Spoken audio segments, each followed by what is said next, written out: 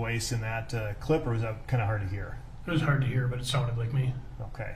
And you saw that Officer Chauvin, the defendant, was sort of leaned up against your squad car. Is that right? Yes. And then if this, we can publish a 265.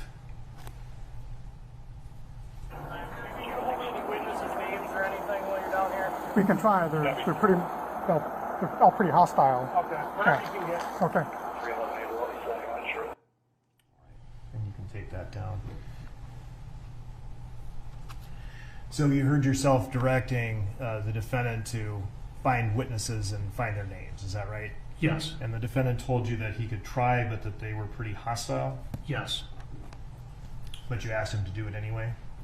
Yes. And then when you drove away, where did you go? Hennepin County Medical Center. Do you know approximately how long it took you to arrive? I'd guess under 10 minutes. What did you do once you reached the Hennepin County Medical Center? I went into the stabilization room. What's the stabilization room? A room where they take patients who are critical and work on them there. What did you see when you arrived at the stabilization room?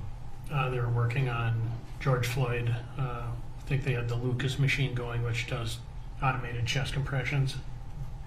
Who was working on them? Hennepin County Medical Center staff, doctors, nurses. How long do you think you watched the staff work on Mr. Floyd?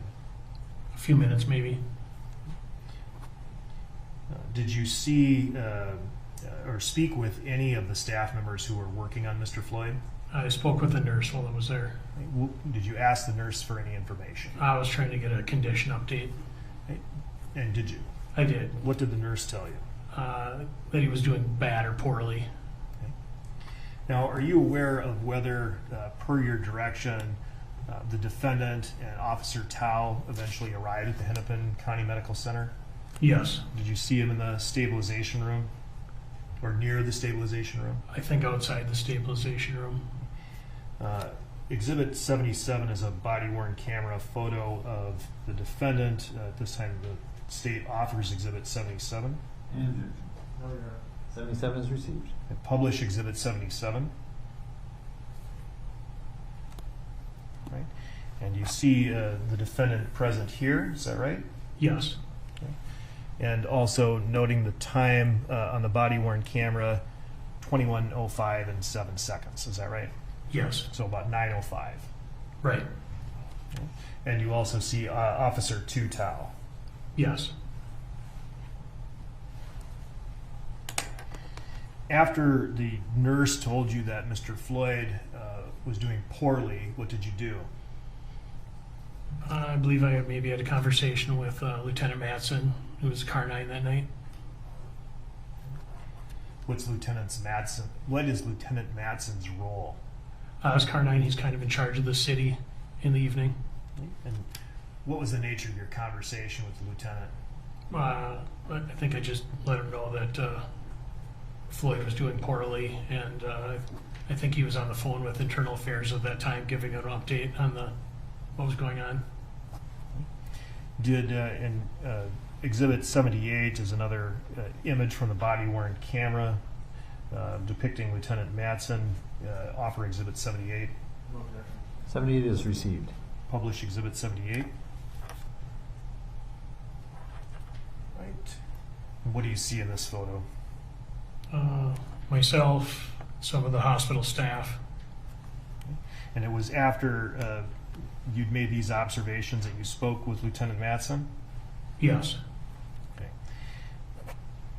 Did you attempt then, after your conversation with Lieutenant Matson, to gather more information from the defendant and Officer Tao? I did. I think he requested me to ask them if they'd used any other force. And did you have that conversation with the defendant? You can take that down. I did. Do you recall what the defendant told you? He said he knelt on Floyd or knelt on his neck, something of that nature. I don't recall his exact words. And is that the first time you became aware that force had been applied to Mr. Floyd's neck? Yes.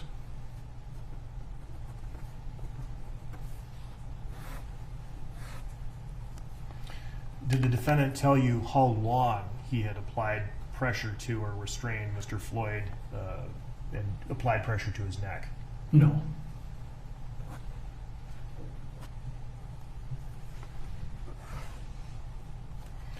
At some point, did you receive yet another update on Mr. Floyd's medical condition? I did. Someone approached me and let me know that he'd passed away. And after you learned that Mr. Floyd passed away, did that change the nature of the incident you were responding to? Yes, it was deemed a critical incident then. What is a critical incident? So like that, where somebody passes away in police custody, a high level, call like a shooting, or where somebody shot and killed by police, things of that nature. And what are your responsibilities then as the shift sergeant when a critical incident happens in an area over which you have supervisory authority? It needs to be roped off with police tape and evidence preserved. Body worn cameras, make sure they're turned back on. Okay. To be done with the people who were involved in the critical incident? They need to be kept separate and eventually transported down to the courthouse. Okay. And in this case, did you take specific steps that were consistent with the critical incident response? I did. What did you do?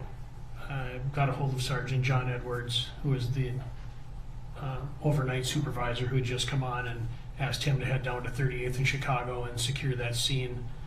And then I believe I got a hold of some other sergeants to help set up rides for the involved officers down to City Hall. Okay.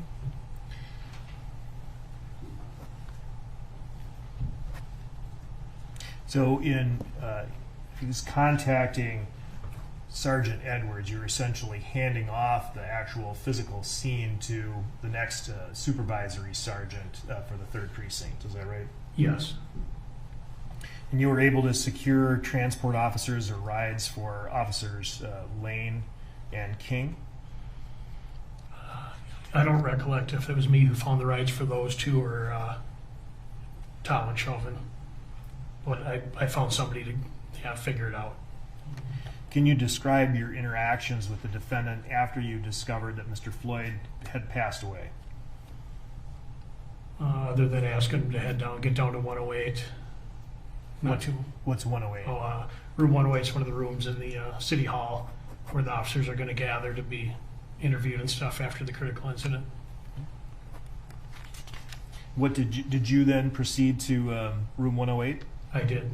And what did you do after you proceeded to room 108? I mostly just waited till the officers were interviewed and eventually headed back to the 3rd Precinct station. Did you have any further interaction with the defendant at room 108, or did the other administrative personnel take charge? Pretty much the other administrative personnel.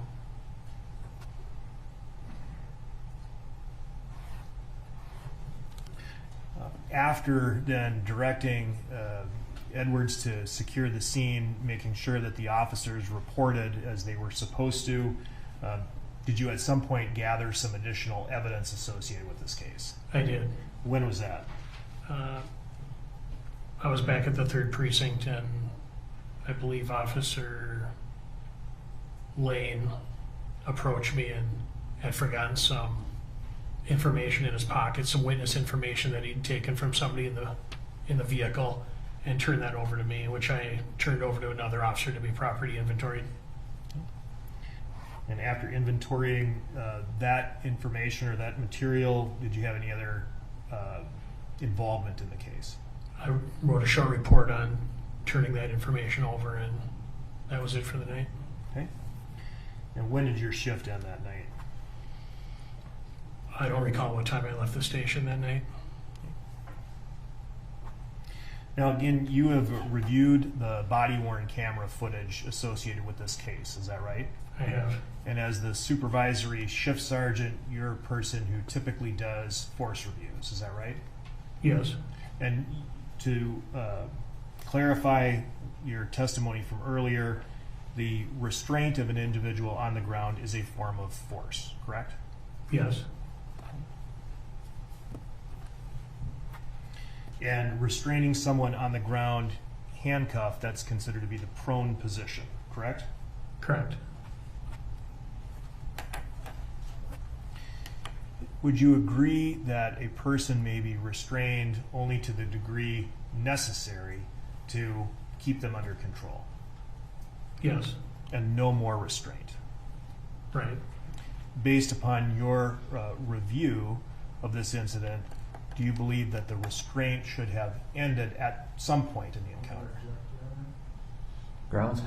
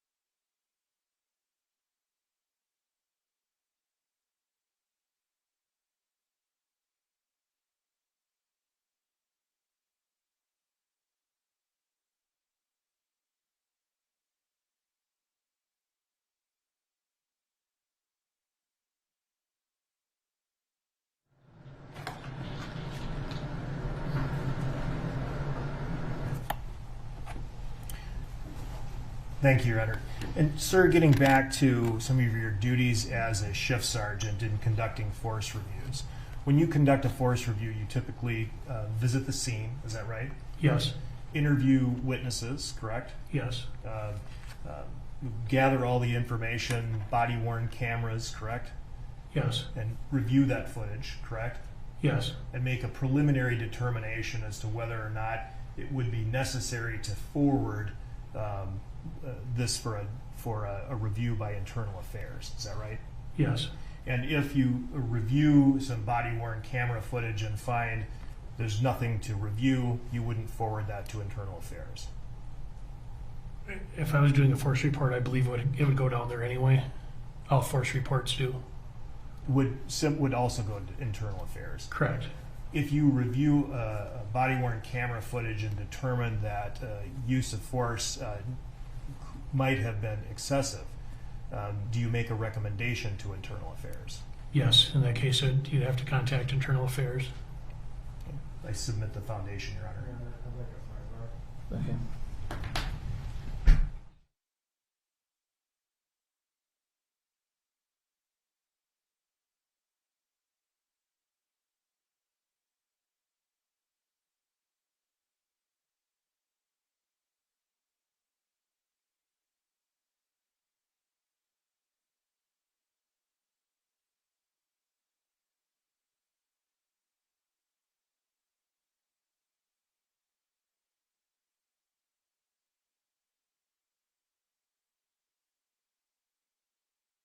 Members of the jury, I'm going to have you take a break while we figure out a fairly sticky legal issue here. We'll have you back fairly soon.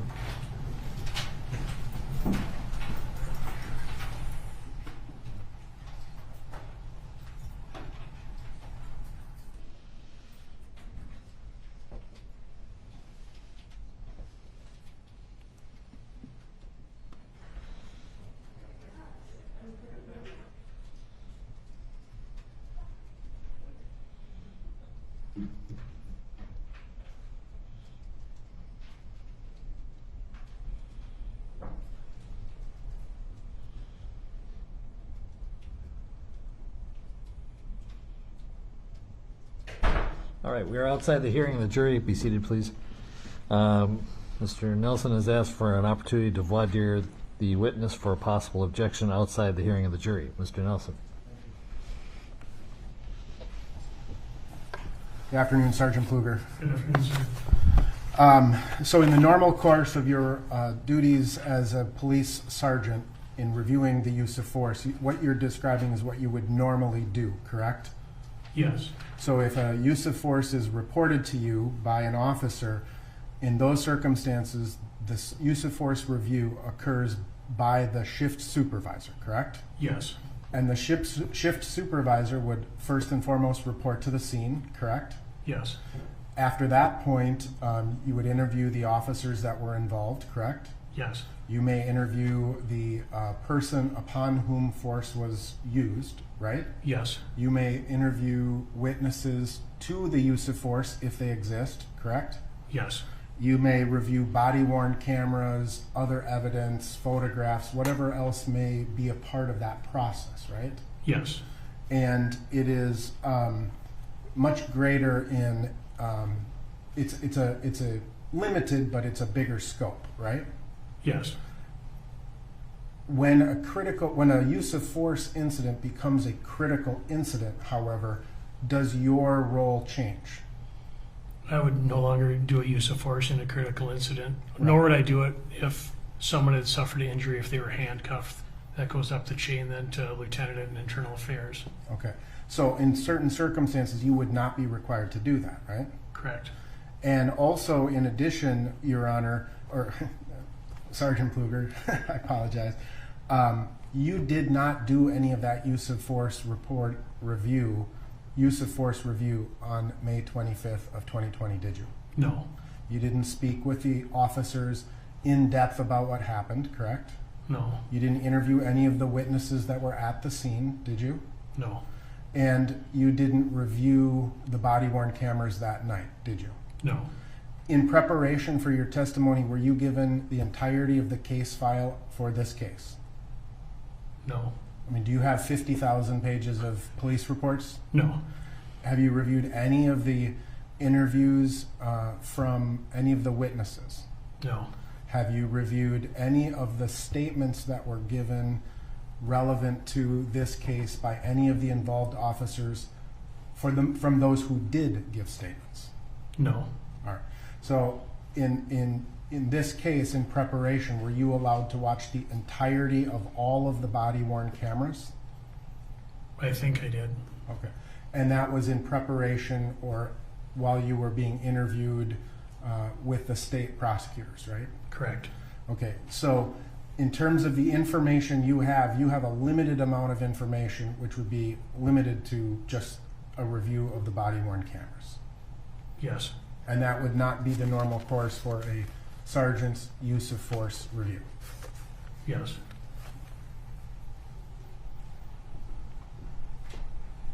I'm still not clear as to who made the decision in this case. So, Mr. Slisher, I don't have very much of a foundation for who gave this opinion or gave an opinion in this case. Could you follow up with? I'm sorry, I had a hard time hearing. I don't think I have a foundation yet. It sounds like on a critical incident, it gets passed up. Who made? I don't know who made the decision on use of force.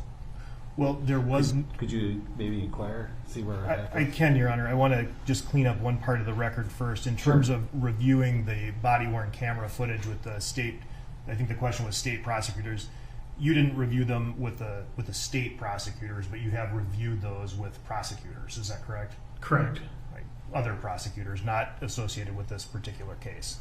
Right. Is that right? Yes. Now, to answer the court's question, in terms of whether or not you did a use of force review pursuant to the policy, in this particular case, you did not, correct? Correct. Right? You passed the scene along and followed the critical incident policy, per the critical incident guidelines. Is that right? Yes.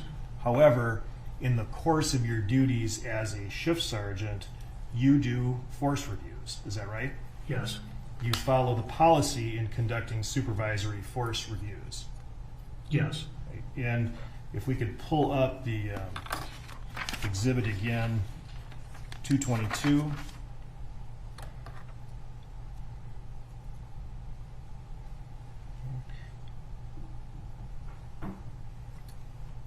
You could go to the next page, please. Okay. In conducting a force review, if you could please call out Roman I.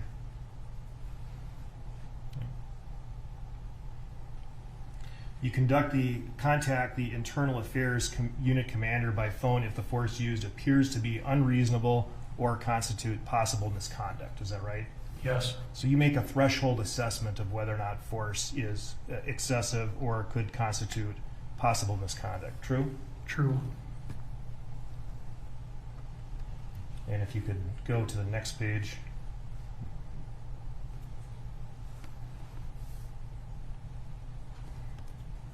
And call out B.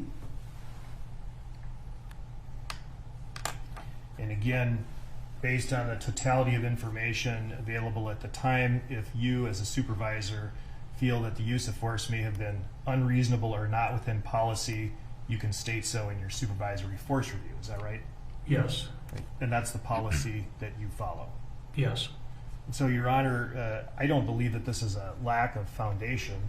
He has clearly qualified to give an opinion, and a limited opinion, that based on his preliminary review, as stated and disclosed, he believed that the restraint should have ended very shortly after Mr. Floyd was taken to the ground, handcuffed, and no longer resisting. And that's the sum and substance of the opinion I intend to offer. If I could just follow a couple questions.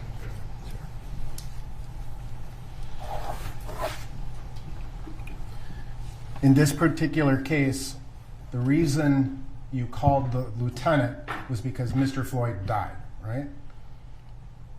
I would have called the lieutenant first because force was used and he was in handcuffs. Any force that results or that's used when somebody's in handcuffs requires me to call the lieutenant and internal affairs. Right. So that went up the chain naturally that way. And then when Mr. Floyd died, this use of force policy is replaced with the critical incident policy. Is Yes. that correct? So, Your Honor, I guess the issue here is this is exactly what the motions in limine were designed to effectuate. This officer, Sergeant Pfluger, did not make this determination. He has not done a use of force review as he would have done in this policy. He has not reviewed the entirety of the evidence in this particular case. And while he may have seen certain body camera footage and made some determination based on that limited information, he hasn't seen everything else. And so it is not within his purview. And this is what the motion in limine was specifically designed. Mr. Slisher, as I understood it, you're asking a narrower opinion? That's correct, Your Honor. I'm asking, exactly what I proffered, that in his opinion, the force should have ended very shortly after Mr. Floyd was on the ground, handcuffed in the prone position and no longer resistant. You can ask that one question. Let's bring the jury back.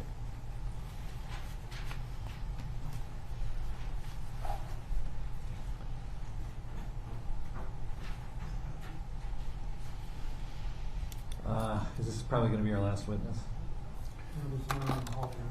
How long is that? Another one in the hall. We could get him done in a half hour. Okay. True.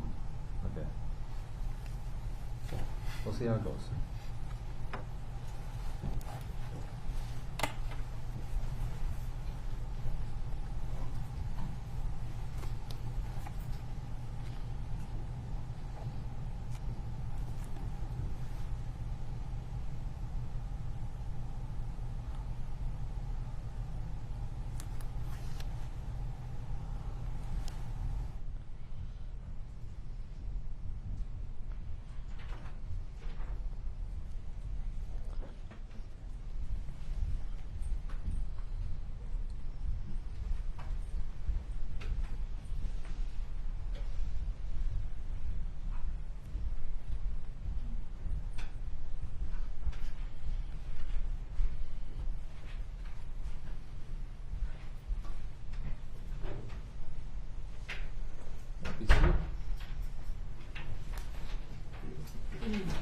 All right, previous questions withdrawn. Mr. Slisher, would you ask your question? Thank you, Your Honor.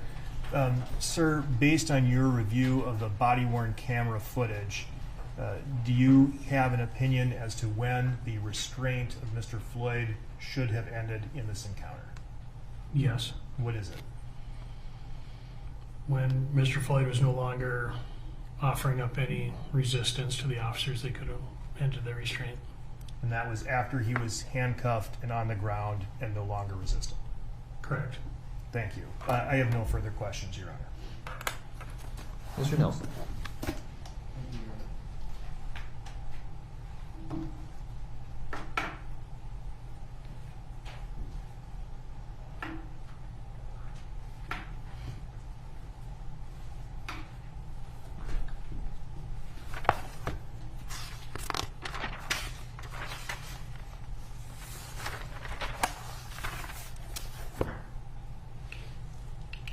Good afternoon, Sergeant Pfluger. Good afternoon, sir.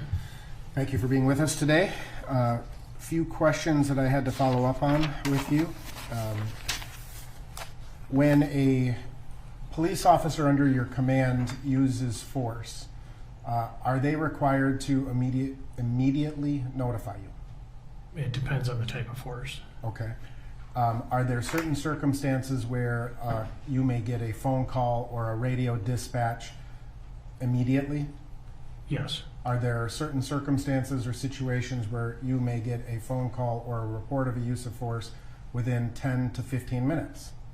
Yes. Are there circumstances where you may get a use of force report or from an officer from an hour or two later? Not one that would cause me to have to go to the scene. That would be more immediate. They'd want to let me know right away because I need to get out there and interview the subject. Right. But it could happen within more than, say, 10, 15, 20 minutes that you get that notification. Yes.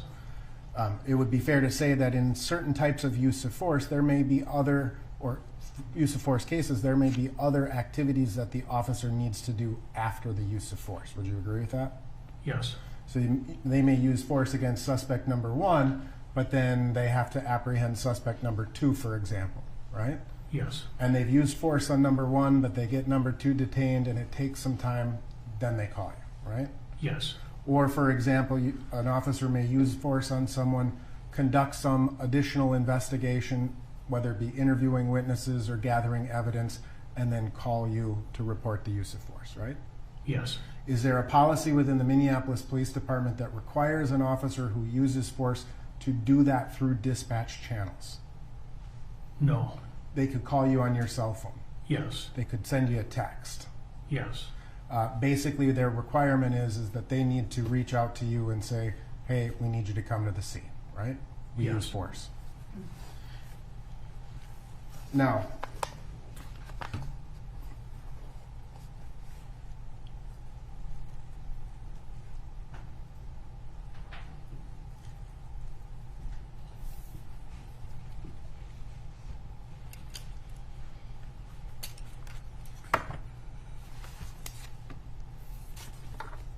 just a second.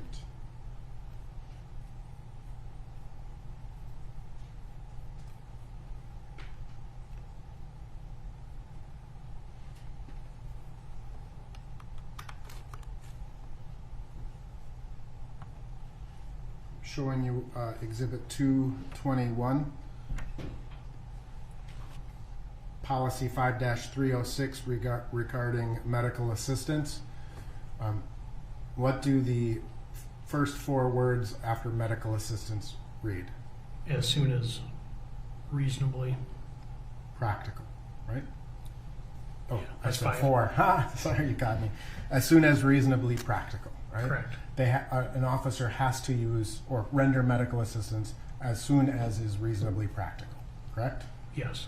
Now, are you familiar generally with the Minneapolis Police Department's critical decision-making model? Somewhat. Essentially, when a police officer is engaged in a situation, would you agree that an officer is constantly taking in new information, processing that information, comparing it to what happened before, and making decisions based on information as it comes in? Yes. And information as an officer is dealing with the situation can change, right? Yes. And that information that they take in may change or modify the behavior in response to the situation, right? Yes. So, for example, sometimes an officer may decide to use a taser or a conducted electricity unit, right? But then realize, that's not enough, I better get my gun out, based on the threat that they perceive, right? Yes. Or vice versa, they may have their gun drawn, realize that's too much force, put it away, and take out a different tool that they have, right? Yes. So officers are constantly assessing and reassessing a situation based upon the information as it comes to them. Agreed? Yes. You were an officer for what, 27 years, I think you said. You've, I'm assuming, arrested hundreds, if not thousands, of individuals during your career. Yes. You've had to use force yourself. Yes. And would you agree with the general premise that the use of force is not necessarily attractive? Yes. Sometimes officers have to do very violent things. Agreed? Yes. It's a dangerous job.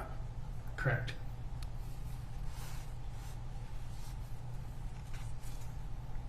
Have you ever heard the term hold for EMS?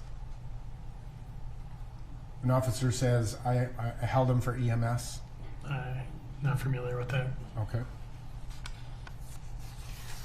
So if you are involved in a use of force situation and an officer calls for medics, right? And I'm going to strike that. An officer decides to use the maximal restraint or the hobble, right? But a medical emergency arises and they call for EMS. Would it be consistent with the critical decision-making policy to say, I'm not going to hobble this person because I know EMS is on the way? Objection, Your Honor. Sidebar.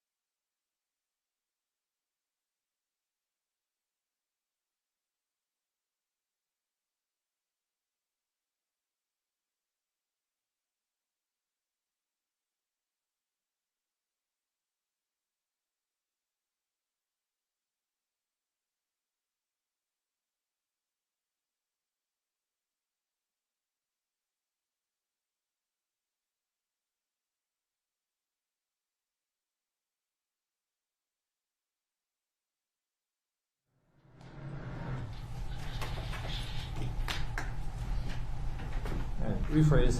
I'll rephrase, thank you. Assume an officer was engaged in a struggle with a suspect and decided to use the maximal restraint technique, but then the suspect had a medical emergency. Would it be common for the officer to decide, I'm not going to use the maximal restraint technique at this point. I'm going to hold this suspect in place until EMS gets here?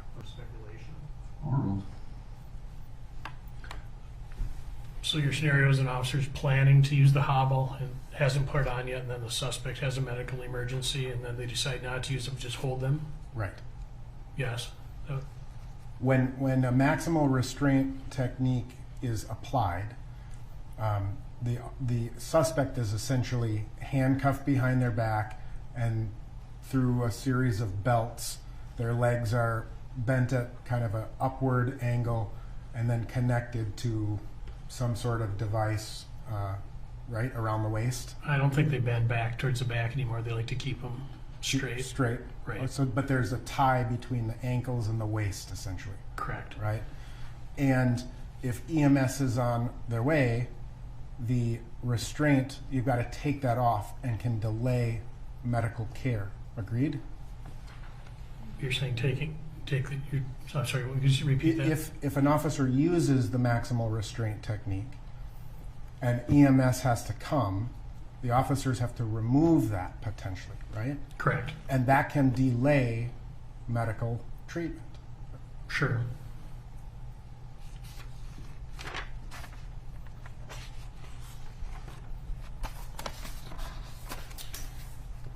Now again, in your 27 years as a police officer, have you had to deal with crowds of people that form and watch your activity? Yes. In your experience as a police officer, especially in the more recent era, have you been in a situation where bystanders begin to film you and your activities? Yes. Does that happen more and more these days than it did 5 years ago? Yes. And have you been in a situation in your career as a law enforcement officer where the crowd starts to yell at you Yes. or becomes a little more volatile? Yes. As an officer, does that cause you concern? Yes.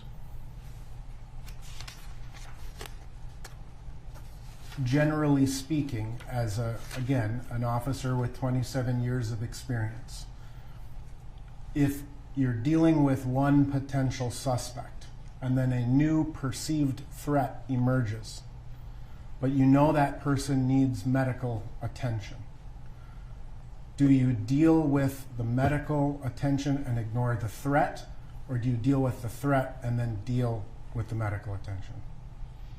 I guess you'd have to deal with both kind of simultaneously. And that depends on the circumstances. Would you agree with that? Yes.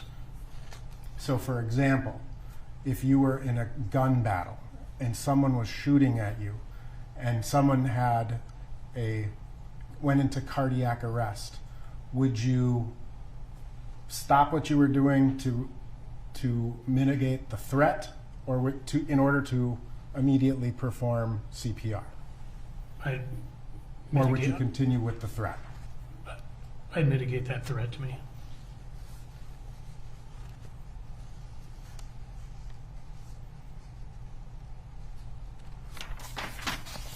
You've gone through all of the standard training of the Minneapolis Police Department? Yes.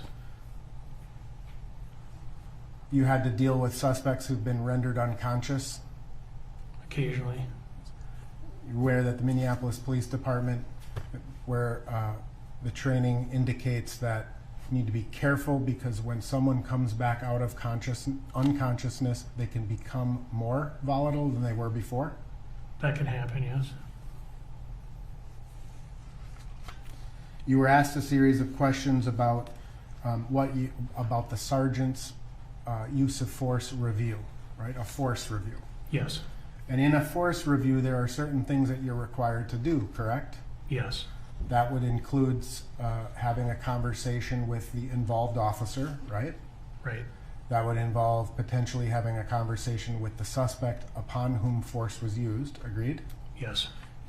review of the body-worn cameras, right? Yes. Review of any other evidence that may exist, such as witness statements, photographs, phone records, whatever it may consist of, right? Yes. It's not a huge, very thorough investigation. It's kind of a cursory look, right? Correct.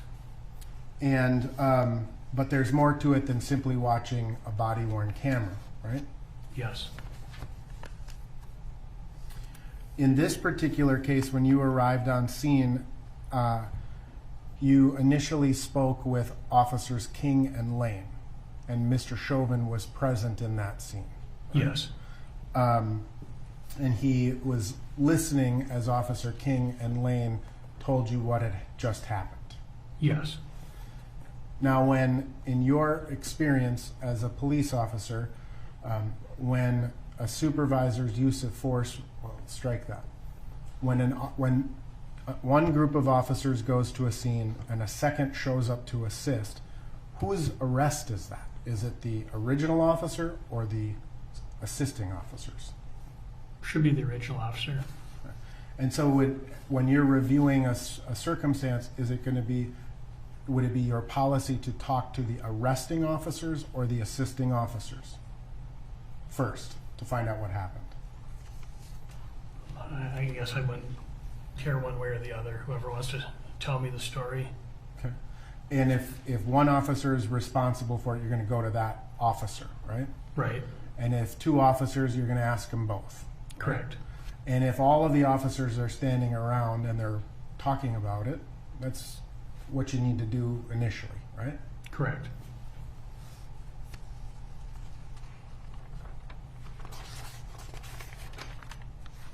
Now, you were discussing again in this particular incident, you were at, when you arrived on scene, you asked, you kind of gave some direction to these officers, right? Yes.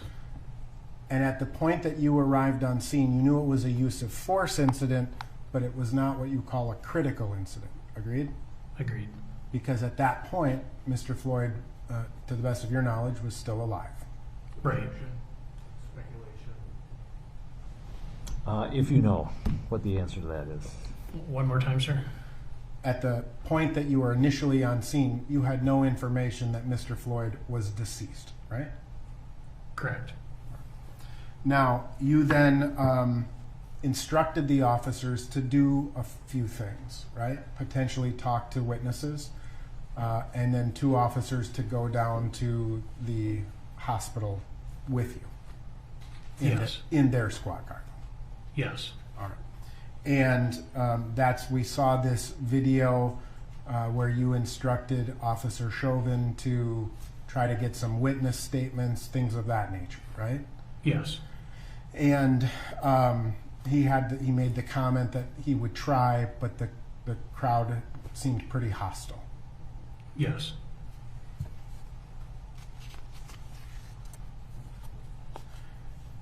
Officer Chauvin and Officer Tao ended up at the hospital with you, They did. and Officer King and Officer Lane remained on scene, right? Yes. At some point when you learned that Mr. Floyd had died, the use of force review was no longer reviewed by you, correct? Correct.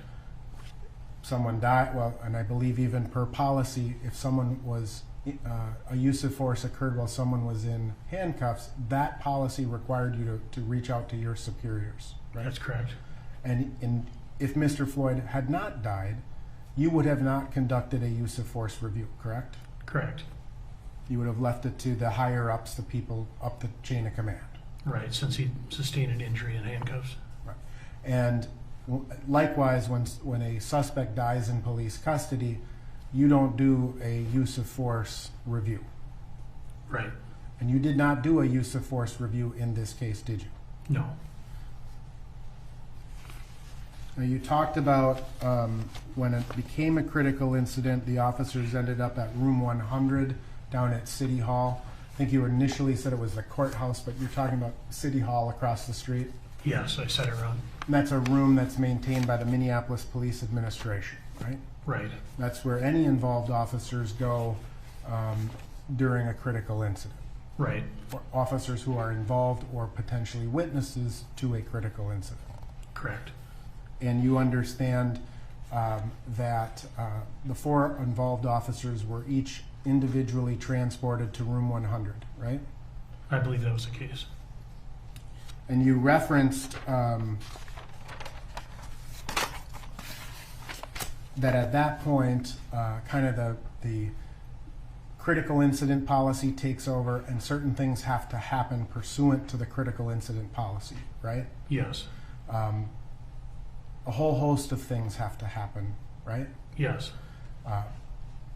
You referenced interviews of officers. You have no idea if interviews of officers occurred in room 100 on or about May 25th, 2020 or May 26th of 2020. I'm not positive, no. Right. That's one thing that could potentially happen, right? Yes. But not necessarily. Right.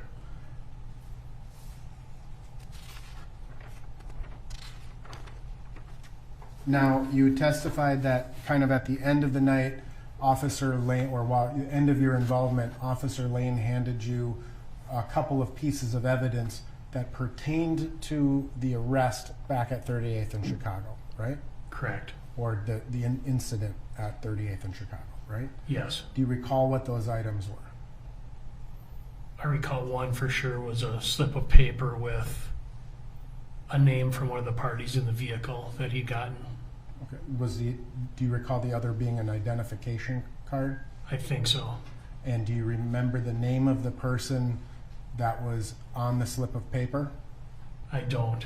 Would it refresh your recollection to review your report that you drafted that night? Yes. May I approach the witness, Your Honor?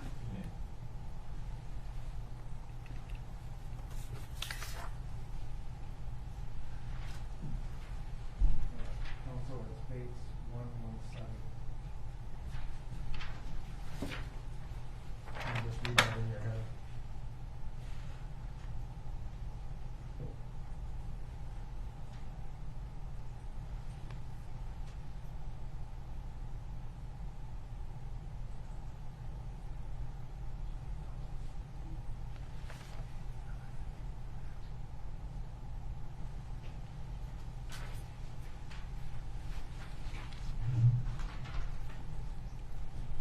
Does that refresh your recollection? Yes. What was the name on the piece of paper? Shawanda Hill? Shawana Hill. And the other item that he handed you was an Minnesota identification card, correct? Correct. With the name of William Smythe? Yes.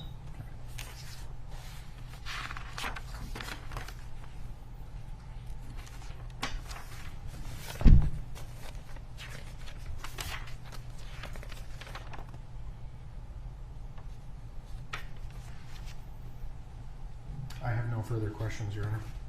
You're right, please.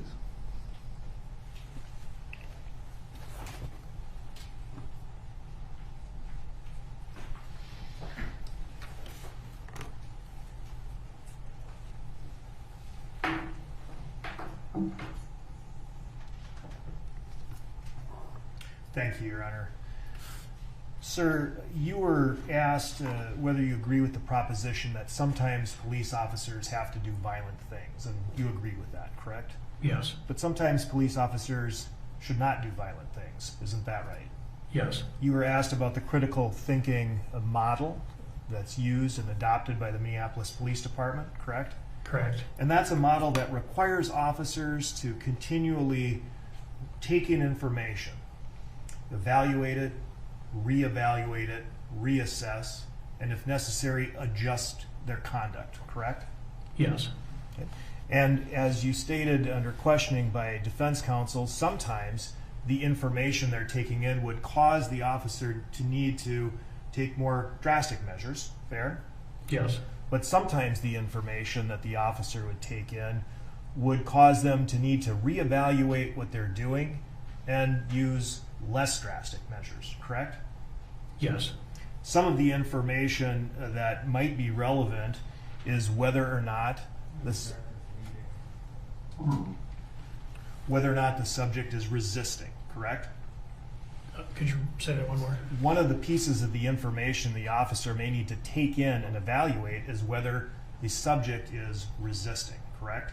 Yes. And if the subject is not resisting, there is no longer a need to continue to restrain them, correct? Yes. And other information that might be helpful in making an assessment is to determine whether or not the subject is continuing to breathe, correct? Yes. Yeah, it is getting to be at this point, Mr. Slisher, if you could rephrase. Would it be important for an Response was stricken. Would it be reasonable then in the critical thinking model for an officer to determine and take in information about the subject's medical condition? Yes. For example, if the subject is no longer breathing, would it be important for the officer to take that into account to reassess and reevaluate what they're doing? Yes. Or if the subject no longer has a pulse, for example, would that be important information in the critical thinking model for the officer to take in, consider, and decide to maybe take a different step? Yes.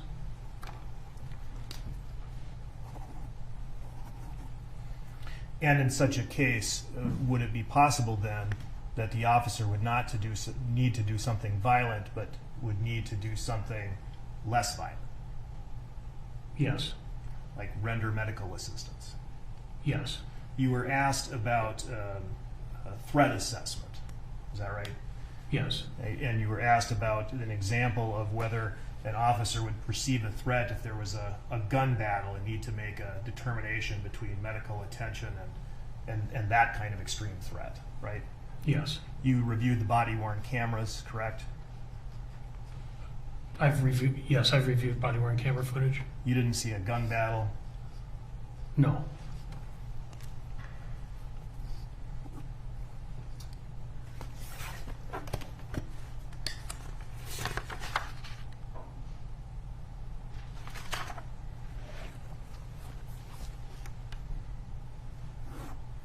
Nothing further.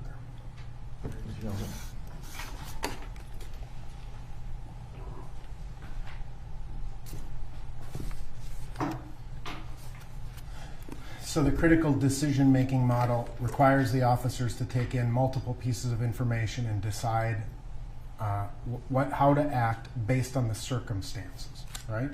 Yes. Other factors they may consider is the size of a crowd, right? Yes. Their tactical position, Yes.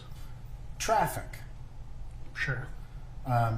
rendering medical aid to a person in the middle of a busy street while buses and cars are turning. That may not be the best decision for an officer to make. Right. Rendering medical aid or while trying to deal with other people who are upset with you or volatile towards you may come into to play. Agreed? Yes. An officer who is essentially in a tactical disadvantage, that will come into play. Yes.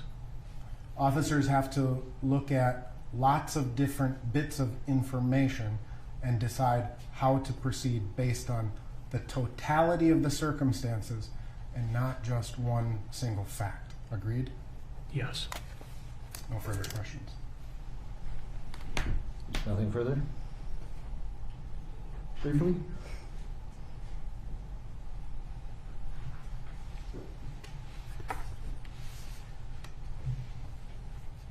And an officer needs to consider whether other sources of information might be relevant to the need to render medical aid, correct? Yes. Including people telling the officer that a person was in need of medical assistance. That might be important for them to consider. Sure. And if somebody's communicating this in a desperate fashion, that doesn't necessarily constitute a threat to the officer, does it? Sustained. I have nothing further, Your Honor. Thank you. Thank you, Sergeant. You may step down. Thank you, sir. All right, members of the jury, we're going to adjourn for the day. We'll try and start up again around 9:15 tomorrow. We'll see you then.